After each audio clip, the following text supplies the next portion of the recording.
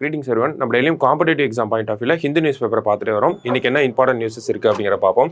So first எடுத்தோடனே பார்த்தோம்னா ஒரு ஃப்ரீ ட்ரேட் அக்ரிமெண்ட் அப்படிங்கிறத சைன் பண்ண போறாங்க அப்படிங்கிறத ஒரு 2 நாளைக்கு முன்னாடி பார்த்துருந்தோம். நேற்று இந்த ஃப்ரீ ட்ரேட் அக்ரிமெண்ட் அப்படிங்கிறது சைன் ஆயிருக்கும். அதை பற்றின விஷயங்கள் தான் இங்கே பார்க்க போறோம். சரிங்களா? ஸோ என்ன அந்த ஃப்ரீ ட்ரேட் அக்ரிமெண்ட் யார் கூட சைன் பண்ணியிருக்கோம் அப்படிங்கிறத பார்க்குறோம் ஃபர்ஸ்ட். ஸோ அந்த ஃப்ரீ ட்ரேட் அக்ரிமெண்ட் அப்படிங்கிறத எஃப்டா அப்படிங்கிற ஒரு டீமோட தான் நம்ம பண்ணியிருக்கோம். எஃப்டா EFTA அப்படிங்கிறது சொல்றாங்க, யூரோப்பியன் ஃப்ரீ ட்ரேட் அசோசியேஷன் அப்படிங்கிறது சொல்றாங்க. ஓகேங்களா? ஸோ இந்த எஃப்டா அப்படிங்கிற அமைப்பு கீழே யாரெல்லாம் இருக்காங்க அப்படின்னா 4 நாடுகள் இருக்காங்க. Iceland, Liechtenstein, Norway and Switzerland. ஓகேவா? Iceland, Liechtenstein, Norway and Switzerland இவங்கெல்லாம் தான் இருக்காங்க. ஸோ இவங்கெல்லாம் ஏன் எஃப்டா அப்படிங்கிற அமைப்பில் இருக்காங்கன்னா இவங்கெல்லாம் யூரோப்பியன் யூனியன் ஓகே இருக்கு இல்லையா, ஐரோப்பிய ஒன்றியம்ல சேராத நாடுகள். ஓகேவா?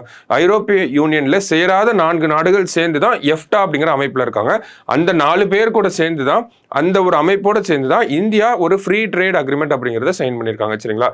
ஸோ இதன் மூலயமா என்ன ஆகும் அப்படின்னா ஒரு $100 பில்லியன் இன்வெஸ்ட்மெண்ட் அப்படிங்கிறது இந்தியாவுக்குள்ள வரப்போகுது. அடுத்த 15 வருஷத்துல ஒரு 1 மில்லியன் ஜாப்ஸ் வந்து கிரியேட் ஆக போகுது அப்படிங்கிறது சொல்லியிருக்காங்க. இந்தியாவோட ப்ராடக்ட்ஸ்க்குலாம் அந்த எஃப்டா நாடுகளில் வந்து வரி விலக்கு அப்படிங்கிறது அளிக்கப்படும். சரிங்களா? நிறைய டாக்ஸ் சப்சிடிஸ் அப்படிங்கிறதெல்லாம் கொடுப்பாங்க. ஸோ இந்தியாவுக்கு ரொம்ப பெனிஃபிஷியலாக இருக்கும், அவங்களுக்கும் ரொம்ப மியூச்சுவலி பெனிஃபிஷியல் ட்ரேட் அக்ரிமெண்ட்டாக இருக்குது. ஓகேங்களா? ஸோ இந்த ஒரு ஃப்ரீ ட்ரேட் அக்ரிமெண்ட்ன்றதை பார்க்குறப்போ இந்தியாவோட செகண்ட் ஃப்ரீ ட்ரேட் அக்ரிமெண்ட்டாக இருக்குது. ஓகேங்களா? இந்த செகண்ட் ஃப்ரீ ட்ரேட் அக்ரிமெண்ட் சொல்கிறோம். ஃபர்ஸ்ட் யார் கூட பண்ணியிருப்போம் அப்படின்னா UAE கூட தான் பண்ணியிருப்போம். ஓகேங்களா?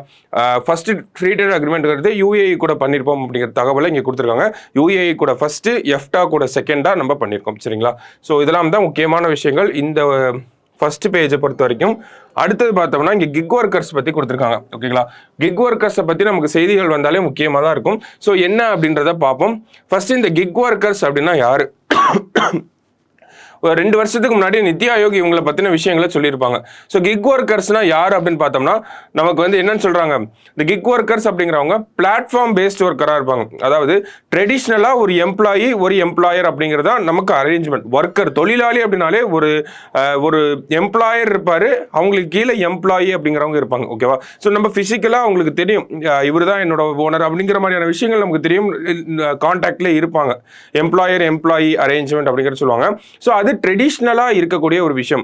அப்போ கிக் ஒர்க்கர்ஸ் அப்படின்னா அவங்க எதுக்கு கீழே வருவாங்கன்னா பிளாட்ஃபார்ம் நான் பிளாட்ஃபார்ம் ஒர்க்கர்ஸ் அப்படிங்கிறது சொல்லுவாங்க. ஓகேவா? சிம்பிளா சொல்லணும் அப்படின்னா நமக்கு ஆப் பேஸ்ட் ஒர்க்கர்ஸ் இருக்காங்க இல்லையா, எக்ஸாம்பிளுக்கு ஓலா அப்படிங்கிறத சொல்றோம், ஸ்விக்கி சொல்றோம், ஜொமாட்டோ சொல்றோம், டன்சோ சொல்றோம், இந்த மாதிரியான ஆப்ஸ்லாம் இருக்காங்க. இவங்களுக்கு கீழே டெலிவரி பார்ட்னர்ஸ் இருப்பாங்க. அவங்க இந்த டெலிவரி பார்ட்னர்ஸ்லாம் அந்த கம்பெனியோட ரெஜிஸ்டர் பண்ணி அவங்களோட அந்த கம்பெனியோட சேவைகளை இந்த டெலிவரி பார்ட்னர்ஸ் தான் பண்ணுவாங்க. ஸோ இது வந்து ஒரு ட்ரெடிஷ்னலா ஒரு எம்ப்ளாயி மார்க்கெட்ல வராத ஒரு விஷயம். இதெல்லாம் பிளாட்ஃபார்ம் பேஸ்ட் ஒர்க்கர்ஸ் அப்படிங்கிறாங்க. பிளாட்ஃபார்ம்னா ஒரு ஆப் பிளாட்ஃபார்ம், ஒரு அப்ளிகேஷன் பிளாட்ஃபார்மை பேஸ் பண்ணி இருக்கக்கூடிய ஒர்க்கர்ஸ் அப்படிங்கிறனால தான் இவங்களெல்லாம் பிளாட்ஃபார்ம் ஒர்க்கர்ஸ் அப்படிங்கிறத சொல்றோம். சரிங்களா? ஸோ அவங்களாம் தான் கிக் ஒர்க்கர்ஸ் அப்படிங்கிறத சொல்றாங்க. இவங்க வந்து ட்ரெடிஷ்னலா இருக்கக்கூடிய எம்ப்ளாயர் அரேஞ்ச்மெண்ட் கீழே வரமாட்டாங்க. ஒரு பிளாட்ஃபார்ம் பேஸ்ட் ஒரு ஆப்பை நம்பி இவங்களோட வேலை அப்படிங்கிறது இருக்கும். சரியா? ஸோ அந்த மாதிரியான கிக் ஒர்க்கர்ஸ் பத்தி 2022 ஓகேங்களா, 2022 நித்தி ஆயோக் ஒரு ரிப்போர்ட் கொடுக்குறாங்க. Blooming kick and platform economy. அந்த கிக் அண்ட் பிளாட்ஃபார்ம் ஒர்க்கர்ஸ் அப்படிங்கிற அந்த ஒரு எக்கானமி பூம் ஆகிட்டு இருக்கு அப்படிங்கிறத சொல்லியிருப்பாங்க. எதன் அடிப்படையில் சொல்லியிருப்பாங்கன்னா சில தரவுகளை சொல்லியிருப்பாங்க. இது நமக்கு மெயின்ஸ் பாயிண்ட் ஆஃப் வியூ இம்பார்ட்டண்டா இருக்கும். ஓகேவா? ஸோ 2022 அந்த வருஷம் அந்த ரிப்போர்ட்டை வெளியிட்டப்போ இந்தியாவில் கிக் ஒர்க்கர்ஸ் எவ்வளோ பேர் இருந்திருக்காங்க அப்படின்னா 77 லட்சம் பேர் கிக் ஒர்க்கர்ஸாக இருந்திருக்காங்க. அதாவது ஏதாவது ஒரு ஆப்பை பேஸ் பண்ணி ஒர்க் பண்ணக்கூடிய ஆட்களாக இருந்திருக்காங்க. அவங்க டோட்டல் ஒர்க் ஃபோர்ஸில் அவங்களோட கான்ட்ரிபியூஷன் எவ்வளோ அப்படின்னு பார்த்தோம்னா இந்தியாவோட ஒர்க் ஃபோர்ஸில் 1.5% யார் தான் இருக்காங்க, கிக் ஒர்க்கர்ஸ் தான் இருக்காங்க அப்படிங்கறத சொல்லியிருந்தாங்க. ஓகேங்களா? ஸோ இவங்களோட அந்த எக்கானமி, இந்த கிக் ஒர்க்கர்ஸோட கான்ட்ரிபியூஷன் டு எக்கானமி அப்படிங்கிறது இன்க்ரீஸ் ஆக போகுது அப்படிங்கிறதா நித்தி ஆயோக் அவங்களோட ரிப்போர்ட்ல சொல்லியிருப்பாங்க.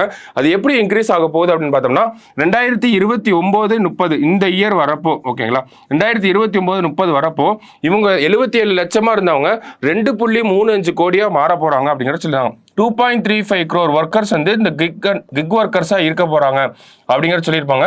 இவங்களோட கான்ட்ரிபியூஷன் 2030 இருக்கக்கூடிய எக்கானமியை ப்ரெடிக்ட் பண்ணி இவங்களோட கான்ட்ரிபியூஷன் எவ்வளவு இருக்கும் அப்படின்னு சொல்லியிருப்பாங்கன்னா 4.1% இவங்க தான் இருக்க போறாங்க அப்படிங்கிறத சொல்லியிருப்பாங்க. ஸோ முக்கியமான ஒரு டேட்டாவா இருந்துச்சு நமக்கு. ஏன்னா இந்த ஒர்க்கர்ஸ் மேல அரசாங்கம் ஃபோக்கஸ் பண்ணணும் அப்படிங்கிறதுக்காக தான் இந்த ஒரு ரிப்போர்ட்டே கொடுத்துருப்பாங்க.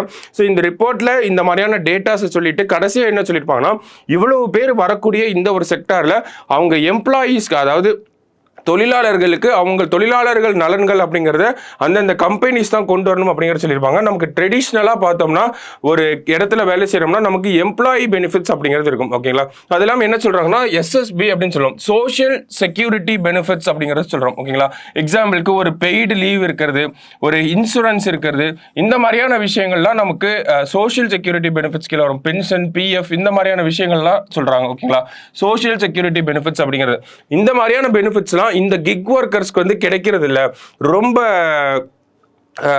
எக்ஸ்ப்ளாய்ட் ஆகிறாங்கன்ற மாதிரியான விஷயத்தை சொல்லியிருப்பாங்க.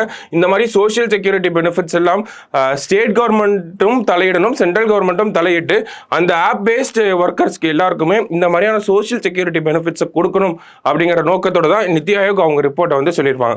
ஸோ அந்த ரிப்போர்ட் வந்து 2 வருஷம் ஆச்சு. இதற்கிடையில் என்ன இருக்கும் அப்படின்னா ராஜஸ்தான் கவர்மெண்ட் வந்து இந்த கிக் ஒர்க்கர்ஸ்க்கு தேவையான சோஷியல் செக்யூரிட்டி பெனிஃபிட்ஸ்லாம் கொடுக்குற மாதிரியான ஒரு சட்டம் வந்து கொண்டு வந்திருப்பாங்க. சரிங்களா, ஸோ அதுக்கப்புறமா இப்போ கிக் ஒர்க்கர்ஸ் அப்படிங்கிற இந்த ஒரு ஆர்டிக்கல் என்ன சொல்லியிருப்பாங்கன்னா அவங்களோட வேலையை பத்தி சொல்லியிருப்பாங்க. எவ்வளோ நேரம் ஒரு நாளைக்கு வேலை செய்யறாங்க, அதனால அவங்களுக்கு எவ்வளவு சம்பளம் அப்படிங்கிறது எவ்வளவு ஏர்ன் பண்றாங்க, அது அவங்களுக்கு வாழ்வாதாரத்துக்கு போதுமா பத்தாதா, அந்த மாதிரியான விஷயங்களை பேசியிருப்பாங்க. முதல்ல பார்த்தோம்னா கிட்டத்தட்ட முக்காவாசியான அந்த கிக் ஒர்க்கர்ஸ் அப்படிங்கிறவங்க ஒரு நாளைக்கு 8 மணி நேரம் அப்படிங்கிற வேலையில இருக்க மாட்டேங்கிறாங்க. 10 மணி நேரம் 12 மணி நேரம் வரைக்கும் ஒர்க் பண்றாங்க. ஆனா அவங்களோட ஏர்னிங்ஸ் அப்படின்னு பாக்குறப்ப ரொம்பவே குறைவாக தான் இருக்கு அப்படிங்கிறத சொல்றாங்க. ஓகேங்களா, ஸோ ஒர்க்கிங் ஹவர்ஸ் அப்படின்னு பார்த்தோம்னா மோர் தேன் 83% வந்து பார்த்தோம்னா 10 மணி நேரத்துக்கு மேல தான் ஒர்க் பண்ணிட்டு இருக்காங்க. ஸோ அந்த ஒரு டேட்டாவை கொடுத்துருந்தாங்க. அடுத்தது பார்த்தோம்னா அவங்களோட ஏர்னிங்ஸ் அப்படிங்கிறத பாக்குறப்ப ஒரு நாளைக்கு 500 ரூபாய்க்கும் குறைவாக தான் அவங்க சம்பாதிக்கிறாங்க. அதாவது ஒரு ஆப் பேஸ்டா நம்ம ஒர்க் பண்றப்போ நமக்கு நிறைய இன்கம் வந்தாலும் அந்த ஆப்புக்கு சில இன்கம் நம்ம கொடுத்துருவோம். மீதி நம்ம கையில் இருக்கிற அமௌண்ட், நம்மளோட எக்ஸ்பென்சஸ், பெட்ரோல் போடுறது, அந்த மாதிரியான சார்ஜஸ் எல்லாம் தவிர்த்துட்டு பார்க்குறப்ப ஒரு நாளைக்கு 500 ரூபாய்க்கும் கம்மியாக தான் இவங்க சம்பாதிக்கிறாங்க. அது மந்த்லி பார்க்குறப்ப 15,000க்கும் குறைவாக தான் இருக்கு இவங்களோட அந்த ஏர்னிங்ஸ் அப்படிங்கிறது. Compared to how many hours they work, அதாவது ஒரு நாளைக்கு 10 மணி நேரத்துக்கு மேலே ஒர்க் பண்ணி 500 ரூபாய்க்கும் குறைவாக தான் சம்பளம் வாங்குறாங்க. ஏர்ன் பண்றாங்க யாருன்னா இந்த platform based workers, Swiggy, Zomato அங்கெல்லாம் ஒர்க் பண்ணக்கூடிய அந்த டிரைவர்ஸ், கேப் டிரைவர்ஸ் எல்லாம் இருக்காங்க இல்லையா, அவங்கெல்லாம் இவ்வளவுதான் ஏர்ன் பண்றாங்க அப்படிங்கிற ஒரு விஷயம் சொல்லியிருக்காங்க. ஸோ இவங்களுக்கு தேவையான சோஷியல் செக்யூரிட்டி பெனிஃபிட்ஸ் அப்படிங்கிறது கண்டிப்பா தேவைப்படுது. நம்ம இந்த ஆர்டிகல்ல சொல்லப்படலைனாலும் நித்தி ஆயோக் முன்னாடியே சொல்லியிருந்தாங்க இந்த சோஷியல் செக்யூரிட்டி பெனிஃபிட்ஸ் அப்படிங்கிறது தேவைப்படுதுன்னு. ஸோ அதே ஒரு விஷயத்த இவங்களும் இவங்க ரிப்போர்ட்ல ரெக்கமெண்ட் பண்ணியிருப்பாங்க. என்ன ரெக்கமெண்டேஷன் கொடுத்துருப்பாங்க அப்படின்னா முக்கியமா நமக்கு வந்து ஃபர்ஸ்ட் என்ன சொல்றாங்கன்னா stronger social security for app based workers அப்படிங்கிறத சொல்லியிருக்காங்க. அதுதான் இந்த சோஷியல் செக்யூரிட்டி பெனிஃபிட்ஸ் நம்ம மென்ஷன் பண்ணியிருந்ததா ஃபர்ஸ்ட் சொல்றாங்க. அடுத்தது என்னன்னா and called on the government to exercise oversight on the fairness of algorithms and mechanisms used by platforms to monitor such workers. அதாவது அந்த ஆப் பேஸ்ட் ஒர்க்கர்ஸை மானிட்டர் பண்றதுக்கு அந்தந்த கம்பெனிகள், ஓலா, ஸ்விக்கி போன்ற கம்பெனிகள்லாம் ஒரு அல்காரிதம் வச்சிருப்பாங்க இல்லையா, ஒரு கோடு வச்சிருப்பாங்க இல்லையா, அந்த கோடு அந்த அல்காரிதத்தோட ஃபேர்னஸை வந்து செக் பண்ணணும். அதை யார் பண்ணணும்னா கவர்மெண்ட் தான் பண்ணணும் அப்படிங்கிற ரிப்போர்ட் வந்து கொடுத்துருக்காங்க, ஒரு ரெக்கமெண்டேஷன் வந்து கொடுத்துருக்காங்க. இது ஒரு முக்கியமான இந்த கிக் ஒர்க்கர்ஸ் அப்படிங்கிற டிஸ்கஷனை நம்ம தொடர்ச்சியா 2022 இருந்து பார்த்துட்டு வரோம். நித்தி ஆயோக் சொன்னதுக்கு அப்புறம் தான் இந்த மாதிரியான விஷயங்கள்லாம் தேவைப்படுது அப்படிங்கிறது நமக்கு தெரிய வருது. இந்த மாதிரியான டிஸ்கஷன்ஸ்ல ஃபர்ஸ்ட் டைமா இப்படி ஒரு பாயிண்ட்டை வந்து கொண்டு வந்திருக்காங்க. அந்த ஆப்லாம் யூஸ் பண்ணக்கூடிய அல்காரிதம், அந்த கோடிங்ல ஃபேர்னஸ் இருக்கா இல்லையா, கரெக்டான ஒரு விஷயத்தை தான் அவங்க இம்ப்ளிமெண்ட் பண்றாங்களா அவங்க கோடிங்ல, அந்த மாதிரி அந்த அல்காரிதமோட ஃபேர்னஸை கவர்மெண்ட் ஓவர் சைட் பண்ணணும், தொடர்ச்சியா கவர்மெண்ட் அதை கண்காணிச்சுட்டே வரணும் அப்படிங்கிறது சொல்றாங்க. ஸோ அது ஒரு முக்கியமான விஷயமா இருக்கு. Both centre and state governments இந்த ஒரு ஓவர் சைட்டுக்குள்ள வரணும். வந்தாதான் அந்த ஆப் பேஸ்ட் ஒர்க்கர்ஸா இருக்கக்கூடியவங்க, அந்த ஆப்பை மெயின்டைன் பண்ணக்கூடியவங்க ஒர்க்கர்ஸை ஏமாத்துறாங்களா, எக்ஸ்ப்ளாய்ட் பண்றாங்களா, அவங்களுக்கு சேர வேண்டிய தொகைகள் போய் சேருதா அப்படிங்கிறதெல்லாம் நம்மளால கண்டுபிடிக்க முடியும். அதுக்காக தான் இந்த கவர்மெண்ட் ஓவர் சைட் அப்படிங்கிறது தேவைப்படுது அப்படிங்கிறது சொல்றாங்க. ஓகேங்களா, ஸோ இன்னைக்கு ஆர்டிகல்ல பார்த்தா ஃபர்ஸ்ட் இம்பார்ட்டன்டான நியூஸ் இதாக தான் இருந்துச்சு. அடுத்தது பார்ப்போம். ஸோ அடுத்த ஆர்டிகல்ல பார்த்தோம்னா நமக்கு தமிழ்நாடு பேஜில் எதுவும் இல்லை. ஸோ அடுத்தது டைரக்டா எடிட்டோரியல் பேஜ்லையும் நமக்கு இன்னைக்கு பெருசாக எதுவும் இருந்திருக்காரு.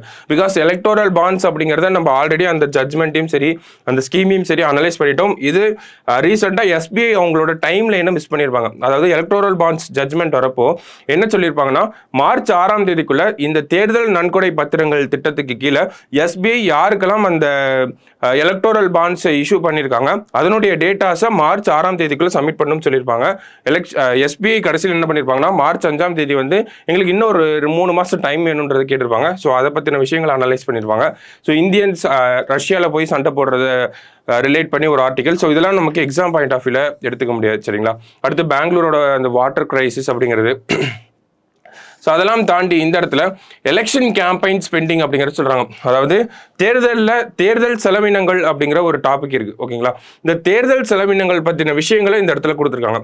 ஒரு கட்சி எவ்வளவு செலவு பண்ணலாம், ஒரு கேண்டிடேட் ஒரு வேட்பாளர் எவ்வளவு செலவு பண்ணலாம், அதுக்கான லிமிட்ஸ் என்ன இருக்குது, இதை எப்படி இவ்வளோ நாள் செலவு பண்ணிட்டு வராங்க. இவ்வளோ நாள் பார்த்தோம்னா அவங்களுக்கு கார்பரேட்லேருந்து டொனேஷன்ஸ் வரும். அந்த டொனேஷன்ஸை ஒவ்வொரு வேட்பாளர்களுக்கும் பிரித்து கொடுத்து அதன் மூலயமா தான் அந்த எலக்டோரல் ஸ்பெண்டிங் அப்படிங்கிறது இருந்திருக்கும். சரிங்களா. அது இன்க்ளூடிங் ஓட்டர்ஸ்க்கு காசு கொடுக்குறாங்க இல்லையா, அது வரைக்கும் எல்லாமே அக்குமுலேட்டடாக தான் இருக்கும். சரிங்களா. பட் ஸ்டில் எலெக்ஷன் ஸ்பெண்டிங் அப்படிங்கிறதுல ஒரு சில ஃபேர்னஸ் அப்படிங்கிறது தேவைப்படுது. ஏன் அப்படின்னு பார்த்தோம்னா, நமக்கு தேர்தல் வர்றதுக்கு முன்னாடி அரசாங்கங்களும் சரி பொலிட்டிக்கல் பார்ட்டிஸும் சரி அது ரெண்டையும் நம்ம தனியாக தான் பிரித்து பார்க்கணும். அரசாங்கம் வேற, அரசியல் கட்சிகள் வேற. நமக்கு தேர்தல் வர்றதுக்கு முன்னாடி அரசியல் கட்சிகள்லாம் என்ன பண்ணுவாங்கன்னா, விளம்பரம் பண்ண ஆரம்பிப்பாங்க. நாங்கள் ஆட்சிக்கு வந்தால் இதெல்லாம் பண்ணி தருவோம் அப்படிங்கிறத சொல்லுவாங்க. ஆட்சியில் இருக்கக்கூடிய அரசியல் கட்சிகள் என்ன பண்ணுவாங்கன்னா, நாங்கள் ஆல்ரெடி இதெல்லாம் பண்ணியிருக்கோம் அப்படிங்கிறத சொல்லுவாங்க. ஓகேங்களா. இப்போ இந்த இடத்துல நமக்கு என்ன தேவை அப்படின்னா, ஆட்சியில் இருக்கக்கூடிய அரசியல் கட்சிகள்லாம் என்ன பண்றாங்கன்னா, நாங்க இந்த மாதிரியான விஷயங்கள்ல பண்ணி தரோம். தமிழ்நாட்டில் கூட அது நடந்துச்சு. ஒரு கட்சி சார்பில் ஒரு பாட்டு வந்துச்சு, இன்னொரு கட்சி சார்பில் ஒரு பாட்டு வந்துச்சு. ஆனா என்ன பண்றாங்க அப்படின்னா, நமக்கு அந்த அரசாங்கத்தில் இருக்கக்கூடிய அரசியல் கட்சிகள் என்ன பண்றாங்கன்னா, அரசாங்கத்தோட பணத்தை வச்சு அந்த ஒரு அட்வர்டைஸ்மெண்ட் அப்படிங்கிறத பண்ண ஆரம்பிக்கிறாங்க. ஸோ அந்த ஒரு விஷயத்தை பற்றி தான் இந்த இடத்துல பேசியிருப்பாங்க. ஓகேவா. ஸோ அரசாங்கங்கள் திட்டங்களை கொண்டு வரலாம், அரசாங்கங்கள் அந்த திட்டங்களை மக்களுக்கு தெரிவிக்கலாம், அது அரசாங்கத்தோட உரிமையா இருக்கு. ஆனாலும் இது தேர்தல் அரசியல்னு வரப்போ அரசியல் கட்சிகளோட நிதியில இருந்து தான் அந்த மாதிரியான விஷயங்கள் பண்ணணும். எலெக்ஷனுக்கு முன்னாடி ஒரு அட்வர்டைஸ்மெண்ட் பண்றாங்க அப்படின்னா அது அவங்களோட பொலிட்டிக்கல் பார்ட்டியோட ஃபண்டிங்ல தான் பண்ணணும். கவர்மெண்ட்ல இருக்கக்கூடிய மணியை வச்சு அவங்க அந்த ஒரு அட்வர்டைஸ்மெண்ட் அப்படிங்கிறத பண்ணக்கூடாது அப்படிங்கிறது சொல்றாங்க. அந்த மாதிரியான அட்வர்டைஸ்மெண்ட் அப்படிங்கிறது இந்தியாவில் அதிகமாக வந்துட்டு இருக்கு. ஸோ அது வந்து மிஸ்யூஸ் பண்ணப்படுது. அரசாங்கத்தோட நிதி அப்படிங்கிறது அரசியல் கட்சிகளின் லாபத்துக்காக, அரசியல் கட்சிகளின் விளம்பரத்துக்காக மிஸ்யூஸ் பண்றாங்க அப்படிங்கிறத ஒரு விஷயத்தை கொடுத்துருப்பாங்க. அதன் அடிப்படையில் இந்த எலக்டோரல் ஃபண்டிங் அப்படிங்கிறத நம்ம கார்பரேட் டொனேஷன்ஸ்லேருந்து வாங்கி தான், ஓகேங்களா, நிறைய பேர் நன்கொடைகள் கொடுத்து தான் இந்தியாவிலையும் சரி எல்லா உலக டெமோக்ரஸிஸ்லையும் சரி டொனேஷன்ஸ், பொலிட்டிக்கல் டொனேஷன்ஸ் அப்படிங்கிறது எல்லா தேர்தலுக்கு முன்னாடியும் நடக்கும். சரிங்களா. அது அமெரிக்காவாக இருந்தாலும் சரி இந்தியாவாக இருந்தாலும் சரி. ஸோ இந்த கார்பரேட் டொனேஷன்ஸ் அப்படிங்கிறது தான் எல்லா இடத்துலையும் இருக்கக்கூடிய எஸ்டாப்ளிஷ்டு ப்ரொசீஜராக இருக்கு. இருந்தாலும் இந்தியாவில் அதை நிறைய மிஸ்யூஸ் பண்ணுறாங்க அப்படிங்கிற ஒரு விஷயம் இருக்கு. இன்கேஸ் ஃபார் எக்ஸாம்பிள் அமெரிக்காவில் இருக்கிற அளவுக்கு அந்த டிரான்ஸ்பேரன்சி இந்தியாவில் இல்லை அப்படிங்கிறத சொல்ல வந்திருப்பாங்க. அந்த ஒரு வகையில் இந்தியாவில் எலெக்ஷன் ஸ்பெண்டிங் அப்படிங்கிறத அரசாங்கமே எடுத்து நடத்தணும் அப்படிங்கிற ரிப்போர்ட் எல்லாம் நமக்கு வந்திருக்கு. சரிங்களா. எலக்டோரல் ரிஃபார்ம்ஸ், தேர்தல் சீர்திருத்தங்கள் அப்படின்னு பார்க்குறப்ப இந்த தேர்தல் செலவினங்களை அரசாங்கமே காசு கொடுத்து அரசியல் கட்சிகளுக்கு பண்ண வைக்கலாம் அப்படிங்கிற மாதிரியான ரெக்கமெண்டேஷன் வந்துச்சு. இது ஏன் வந்துச்சு அப்படின்னா, அரசியல் கட்சிகள், ஒரு சில அரசியல் கட்சிகளுக்கு அதிகப்படியான நன்கொடைகள் வரும், ஒரு சில அரசியல் கட்சிகளுக்கு நன்கொடைகளே வராது. அப்ப இந்தியாவில் ஜனநாயகம் அப்படிங்கிறது இந்த இடத்துல பாதிக்கப்படுது. ஏன்னா ஒரு லெவல் பிளேயிங் ஃபீல்டு அப்படிங்கிறது கிரியேட் பண்ணணும். ஓகேங்களா. எல்லாருக்கும் சமமான ஒரு கிரவுண்ட் இருந்தாதான் நமக்கு யாரு அதுக்கப்புறம் தான் அவங்க அந்த ஒரு பிரச்சாரங்கள் அதுக்குள்ள எல்லாம் போகணும். ஒரு லெவல் பிளேயிங் ஃபீல்டு அப்படிங்கிறது தேவைப்படுது. எல்லா அரசியல் கட்சியிலும் சமமான பார்வையில் ஒரே கண்ணோட்டத்தில் பார்க்க வேண்டிய ஒரு சூழலுக்காக தான் அரசாங்கமே அவங்களுக்கு அந்த நிதியை கொடுத்து எலெக்ஷன்ல பார்ட்டிசிபேட் பண்றதுக்கான ஒரு ரெக்கமெண்டேஷன் இந்தியாவில் இருக்கு.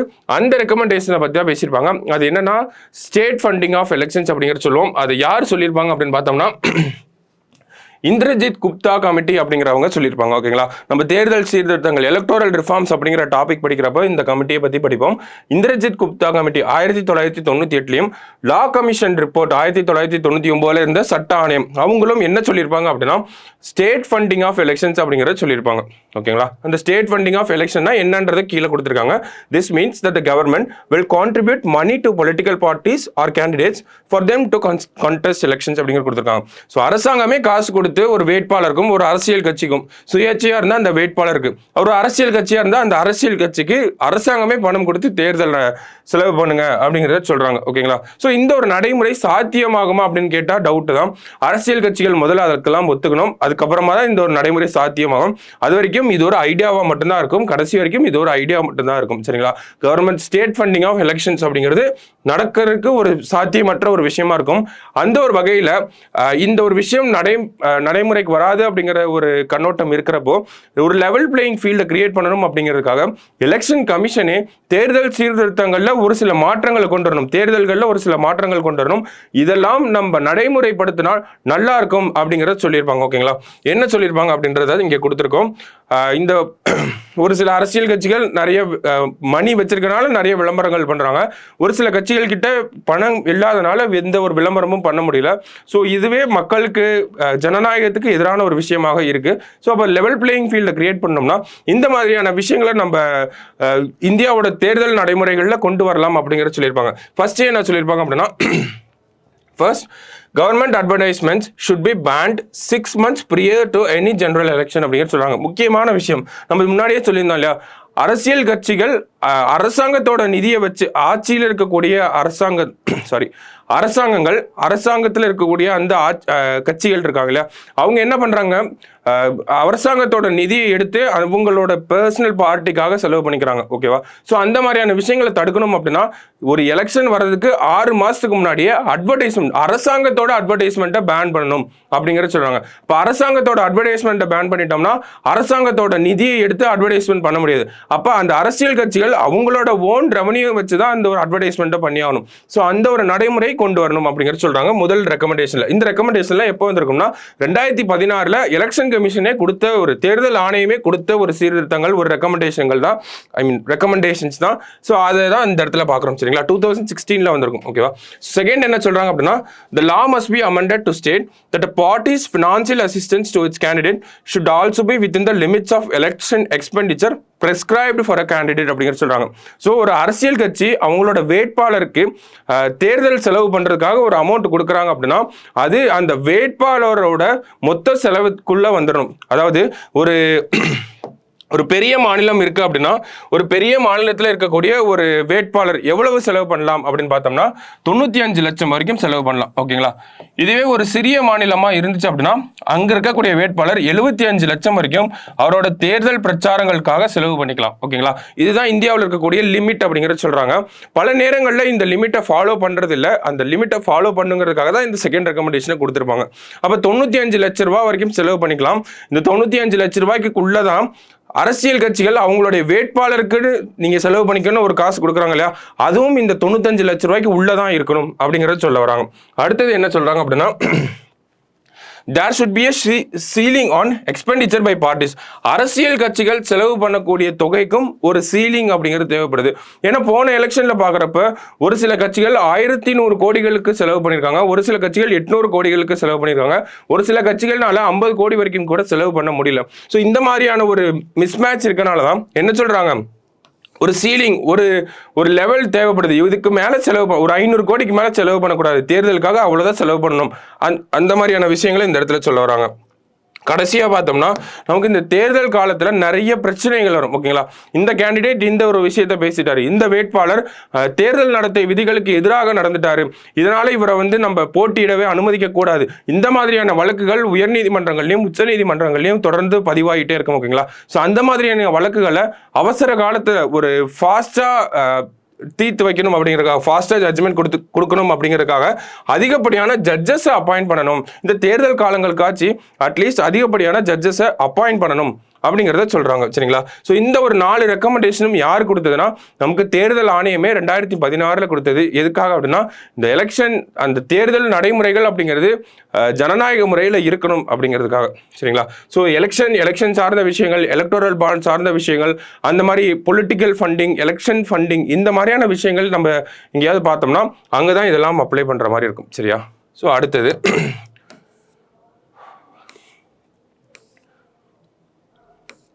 அடுத்தது பார்த்தோம்னா இந்த பேஜில் பெருசாக எதுவும் இல்லை. ஸோ இங்கே ஒரு முக்கியமான ஆர்டிக்கல் கொடுத்துருக்காங்க. ஸோ அதை பார்க்கறதுக்கு முன்னாடி இங்கே ஒரு ஆர்டிக்கல் இருக்குது, அதை பார்த்துட்டு அங்கே போயிடும். ஸோ கியூனோ மத்திய பிரதேசில் இருக்கக்கூடிய கியூனோ நேஷனல் பார்க்கில் ப்ராஜெக்ட் சீட்டா அப்படிங்கிறத பண்ணியிருப்பாங்க சரிங்களா.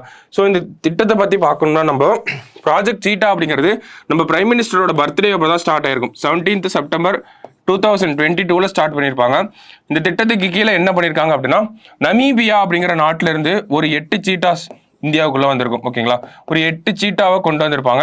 அதாவது ஒரு பெரிய ஒரு கார்னிவோரஸ் ஓகேங்களா. சீட்டாலாம் நமக்கு கார்னிவோர் அப்படிங்கிறத சொல்றோம். ஸோ அந்த மாதிரியான ஒரு கார்னிவோரை ஒரு கான்டினென்ட்லேருந்து இன்னொரு கான்டினென்ட்டுக்கு எடுத்துட்டு வரதே அதுதான் ஃபர்ஸ்ட் டைமாக நடந்திருக்கும் சரிங்களா. ஸோ நமீபியாலேருந்து 8 வந்திருக்கும் செப்டம்பர் மாதம்.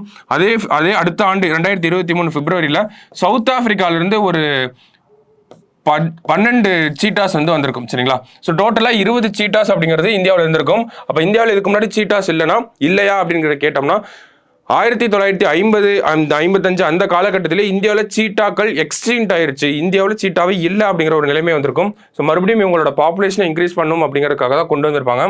இதில் கொண்டு வந்த கொஞ்ச நாட்கள்லேயே ஒரு 7 சீட்டாஸ் இறந்து மொத்தம் 13 சீட்டாக்கள் தான் இருந்திருக்கும் ஓகேங்களா. ஸோ அதுக்கப்புறம் என்ன ஆகுது அப்படின்னா, அந்த சீட்டாக்கள் அடாப்ட் ஆகி குட்டி போட ஆரம்பிச்சிருக்கும். அதில் அந்த ஒரு விஷயத்தை தான் இந்த இடத்துல கொடுத்துருக்காங்க. இந்த காமினி அப்படிங்கிற இந்த சீட்டா வந்து ஒரு 5 குட்டிகள் போட்டிருக்கு அப்படிங்கிறத சொல்கிறாங்க. ஸோ 13 இருந்த டோட்டல் பாப்புலேஷன் இப்போ 26 ஆயிருக்கு சரிங்களா. ஸோ ஏன் ஃபர்ஸ்ட் அவங்கெல்லாம் இறந்து போகிறாங்க அப்படின்னு பார்த்தோம்னா, ஆப்பிரிக்காவில் இருக்கக்கூடிய அந்த ஒரு தட்பவெப்ப நிலை வேற, இங்கேயா இருக்கக்கூடிய அந்த ஒரு ஜியாகிரபிக்கல் கண்டிஷன்ஸ் அப்படிங்கிறது வேற ஓகேங்களா. அப்போ கியூனோ மத்திய பிரதேசில் இருக்கக்கூடிய அந்த கியூனோ நேஷனல் பார்க் எதுக்கு செலக்ட் பண்ணியிருப்பாங்க அப்படின்னா, நிறைய நேஷனல் பார்க்ஸ் வந்து அப்ளை பண்ணியிருப்பாங்க, நாங்கள் பண்ணுறோம் அப்படிங்கிறது. பட் ஸ்டில் ப்ராஜெக்ட் டைகர் அப்படிங்கிறதும் கியூனோவில் தான் பண்ணியிருப்பாங்க.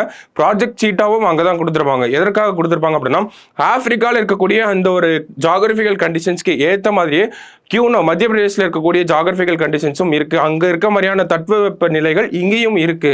அதனால தான் நம்ம கியூனோ அப்படிங்கிற அந்த ஒரு நேஷனல் பார்க்கை செலக்ட் பண்ணியிருப்போம். ஸோ இனிஷியலா சில காரணங்கள், வேற என்ன காரணங்கள் அப்படிங்கிறது சொல்றாங்கன்னா, அங்கே வந்து ப்ரே அவைலபிலிட்டி அப்படிங்கிறது அதிகமாக இருக்கும். இந்த சீட்டாக்கள் சாப்பிடக்கூடிய விஷயங்கள்லாம் அங்கே அதிகமாக இருக்கும். அதுங்க ரோம் ஆகிறதுக்கு, அதாவது நடந்து போகிறதுக்கு பெரிய பரப்பளவாக இருக்கும். ஸோ அந்த மாதிரியான காரணங்களுக்காக தான் கியூனோ நேஷனல் பார்க்கை வந்து செலக்ட் பண்ணியிருப்பாங்க. ஸோ இனிஷியலி நிறைய சீட்டாஸ் வந்து இறந்து போனாலும் இப்போ அதனுடைய பாப்புலேஷன் அப்படிங்கிறது ஸ்டடியாக இன்க்ரீஸ் ஆகிட்டே இருக்குது அப்படிங்கிறத நம்ம பார்க்குறோம். இதனால் இந்த ஒரு திட்டம் அப்படிங்கிறது சக்ஸஸ்ஃபுல்லாக போக ஆரம்பிச்சிருக்கு அப்படிங்கிறத நம்ம புரிஞ்சுக்கிறோம் சரிங்களா. ஸோ இது ஒரு இம்பார்ட்டண்ட்டான நியூஸாக இருந்துச்சு.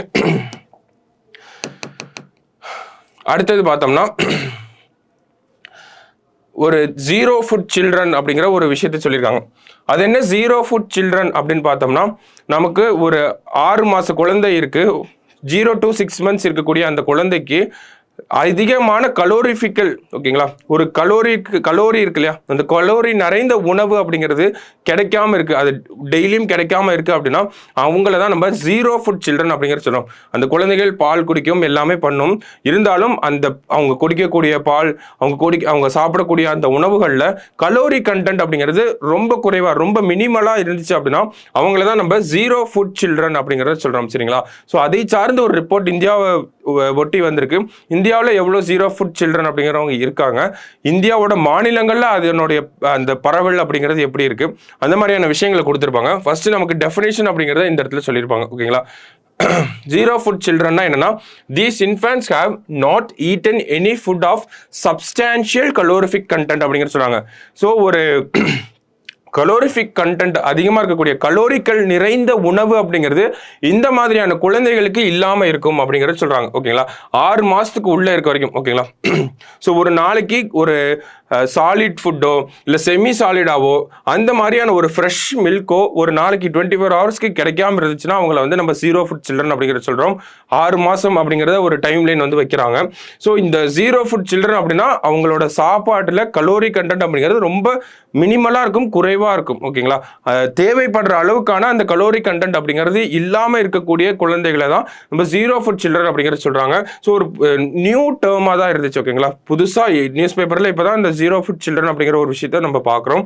ஸோ அதுதான் இந்த டெஃபினேஷன் அப்படிங்கிறது சொல்கிறாங்க. இப்போ இந்த 0 food சில்ட்ரன் இந்தியாவில் எவ்வளோ ப்ரிவலன்ஸாக இருக்குது, எவ்வளோ பரவல் அப்படிங்கிறது இந்தியாவில் எப்படி இருக்குது அப்படின்னு பார்த்தோம்னா, 19.3% குழந்தைகள் இந்தியாவில் இந்த 0 food சில்ட்ரன் அவங்க உணவுல தேவையான அளவு கலோரிகள் இல்லாமல் 19.3% குழந்தைகள் இருக்காங்க அப்படிங்கிற ஒரு தரவுகளை கொடுக்குறாங்க.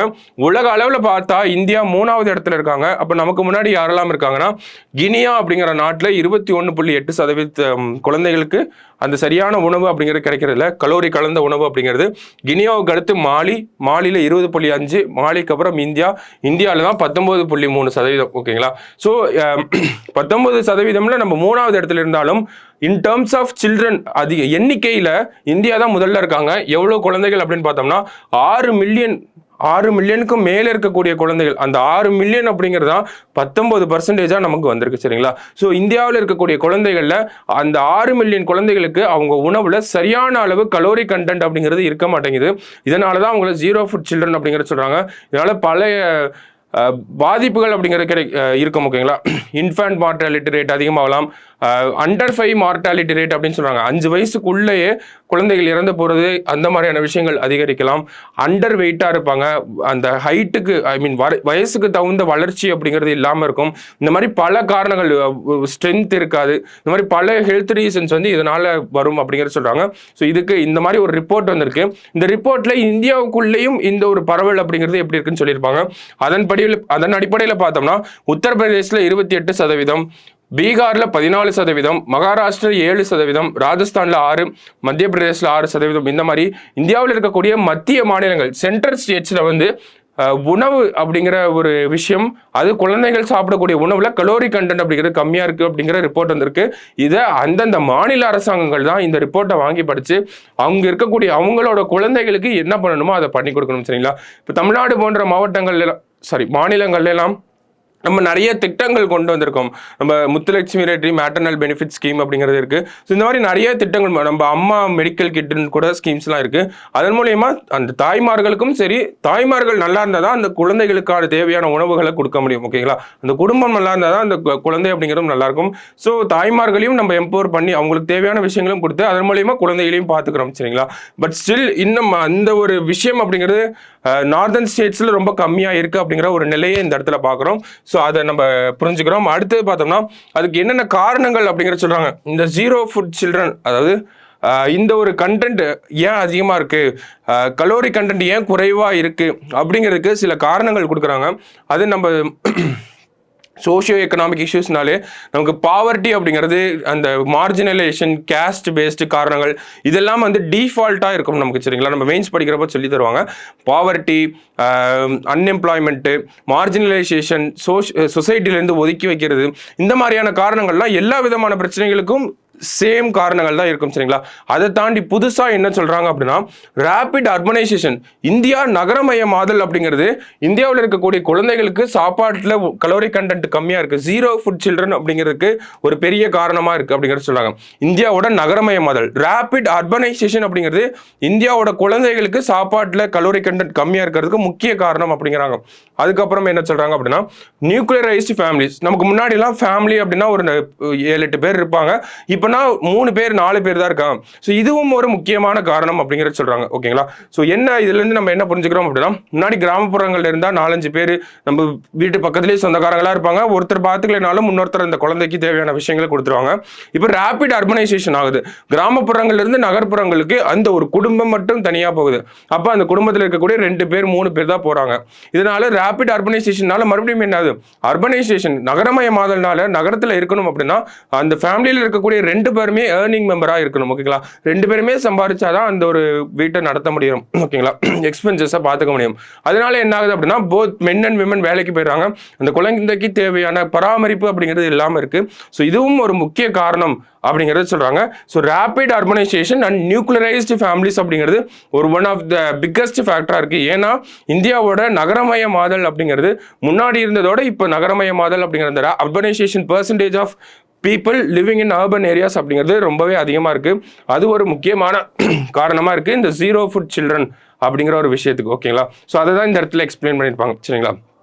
6 மாதத்துக்கு உள்ளே இருக்கக்கூடிய சில்ட்ரன் அவங்களுக்கு தேவையான உணவுல கலோரி கண்டென்ட் அப்படிங்கிறது கம்மியாக இருக்கு. அதுதான் நம்ம ஜீரோ ஃபுட் சில்ட்ரன் அப்படிங்கிறது சொல்கிறோம். இந்த விஷயத்த ஹெல்த் சார்ந்து ஏதாவது ஒரு கேள்வி கேட்குறாங்க, சில்ட்ரன் சார்ந்து ஏதாவது ஒரு கேள்வி கேட்குறாங்க அப்படின்னா இந்த ஒரு கான்செப்டை கொண்டு வரலாம். ஜீரோ ஃபுட் சில்ட்ரன் அப்படிங்கிறது நிறைய பேருக்கு தெரியாமல் கூட இருக்கலாம். ஓகேங்களா? ஸோ நம்ம எழுதினோம், நம்ம பேப்பரில் இருந்துச்சு அப்படின்னா நம்ம பேப்பர் டிஃப்ரென்ஷியேட்டாக வித்தியாசமாக இருக்கும். ஓகேவா? Zero food children. Okay. So அடுத்தது பார்த்தோம்னா இந்த இடத்துல லாங்குவாஸ் அப்படிங்கிறது சொல்கிறாங்க. இந்த மாதிரியான குரங்குகள் இதனுடைய எண்ணிக்கை அப்படிங்கிறத எடுத்திருக்காங்க. ஓகேங்களா? ஸோ இந்தியாவில் எவ்வளோ லாங்குவேஜ் இருக்குது அப்படின்னு பார்த்தோம்னா 7,396 லாங்குவேஜ் அப்படிங்கிறது இருக்கு. ஸோ இந்த ஒரு விஷயம் அப்படிங்கிறது எங்கே தான் அதிகமாக காணப்படுது அப்படின்னு பார்த்தோம்னா அசாம் மாநிலத்தில் தான் காணப்படுது அப்படிங்கிறது சொல்கிறாங்க. அசாமில் இருக்கக்கூடிய அந்த மனாஸ் பயோஸ்பியர் ரிசர்வ்ல தான் அதிகப்படியான லாங்குவேஜ் அப்படிங்கிறது இருக்கு. 7,396 இருக்காங்க. ஸோ இவங்களோட அந்த IUCN ஸ்டேட்டஸ் அப்படிங்கிறது பார்த்தோம்னா என்டேஞ்சர்ட் அப்படிங்கிறது சொல்கிறாங்க. ஓகேங்களா, என்டேஞ்சர்டு அவங்களோட IUCN ஸ்டேட்டஸ். ஓகேவா, ஸோ இது ரெண்டு தான் நம்ம பெரிய ஆர்டிகலாக இருந்துச்சு. எப்படி அந்த சர்வேலாம் எடுத்தாங்க, கடைசியாக 2008 இந்த ஒரு சர்வே நடந்திருக்கும், அந்த மாதிரியான விஷயங்கள் சொல்லியிருப்பாங்க. நமக்கு தேவையானது 7,396ங்கிற நம்பர் மட்டும் தான். ஓகேவா, அப்புறம் இவங்க எங்கே அதிகமாக இருக்காங்கன்னா மனாஸ் பயோஸ்பியர் ரிசர்வ்ல. ஓகேவா, ஸோ அடுத்தபடியாக பார்த்தோம்னா நமக்கு ஸ்போர்ட்ஸ் பேஜ் வந்துருச்சு. ஸோ இதை தாண்டி நமக்கு இன்னைக்கு நியூஸ் பேப்பரில் பெருசாக எதுவும் இல்லை, சரிங்களா. ஸோ நிறைய விஷயங்கள் இன்னைக்கு டிஸ்கஸ் பண்ணியிருந்தோம். ஃபர்ஸ்ட் அந்த கிக் ஒர்க்கர்ஸ் அப்படிங்கிறது எவால்விங் விஷயமா இருக்கு. ஓகேங்களா, தொடர்ச்சியாக இதுக்கப்புறமும் ரிப்பீட்டட் இன்டர்வல்ஸில் நம்ம அந்த ஒரு விஷயத்தை பார்த்துட்டே தான் இருப்போம், கிக் ஒர்க்கர்ஸ் அப்படிங்கிறது. ஸோ அதை பற்றி நல்லா தெரிஞ்சு வச்சுக்கோங்க. அடுத்தது எலெக்ஷன் ஸ்பெண்டிங்கை பற்றி நம்ம பார்த்துருந்தோம். கடைசியாக இந்த ஜீரோ ஃபுட் சில்ட்ரன் அப்படிங்கிறத பார்த்துருந்தோம். இதெல்லாம் ரொம்ப முக்கியமான டாபிக்ஸாக இருந்துச்சு இந்த நியூஸ் பேப்பரை பொறுத்த வரைக்கும். நமக்கு எக்ஸாம் பாயிண்ட் ஆஃப் வியூலையும் இதெல்லாம் நம்ம எதிர்பார்க்கலாம், சரிங்களா. ஸோ நாளைக்கு நியூஸ் பேப்பர் அனாலிசிஸில் மீட் பண்ணலாம். தேங்க்யூ.